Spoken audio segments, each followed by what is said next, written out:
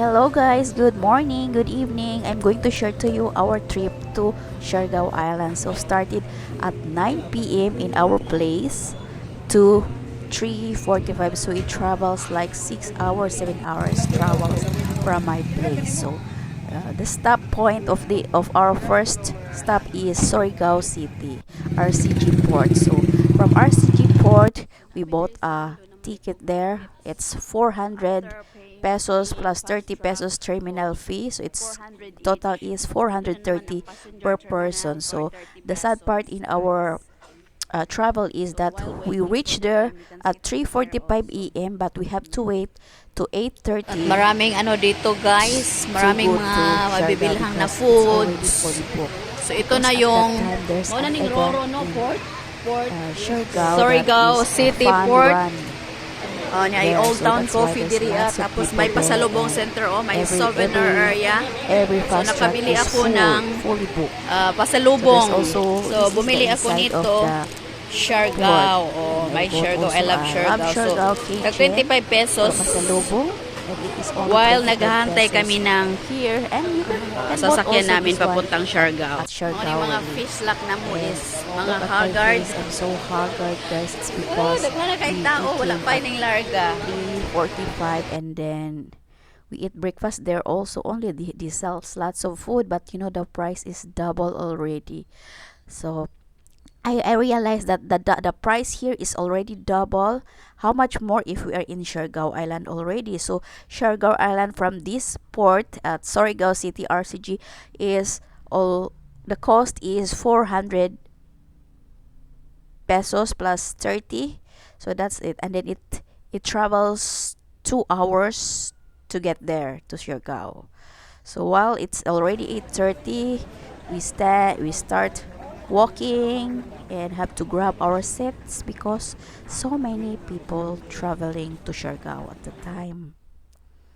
And it's really a bad timing because it's very crowded guys, and so hot weather, and you know, like naninikit, lalagkit, because you know from 9 p.m.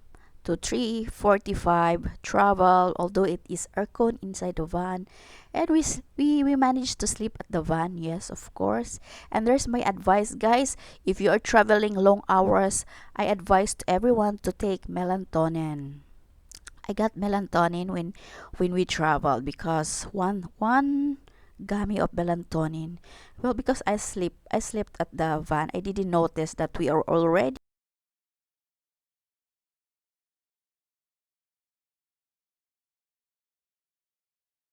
by 10.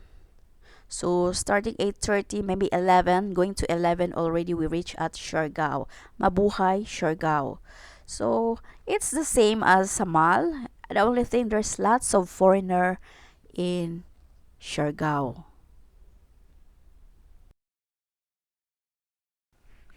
And then we stop at Corvada for our lunch. And you know, don't be surprised that Siargao Island is very far away from Surigao or any other island. So, and that is why their food is times two, times three, times four. So, in Corvada, so we have to pick our food. It's like a carinderia also, but this sells also like Western food. You have to choose your food and you have to take a picture of your food that you ordered. When it's pay time, you have to show only the picture. So that is the nice thing because it's like convenience. So like that, I have to take a picture of my food like that. So that one, I don't know how much is the price, but the total with that, with my son's food, is the total is 580 pesos. So I will have to tour you guys more here Ay, on our next video. So picture that's man only di. I can Na share to you video. today about the Corvada uh, restaurant. Thank you. Have a nice day. Dili di kay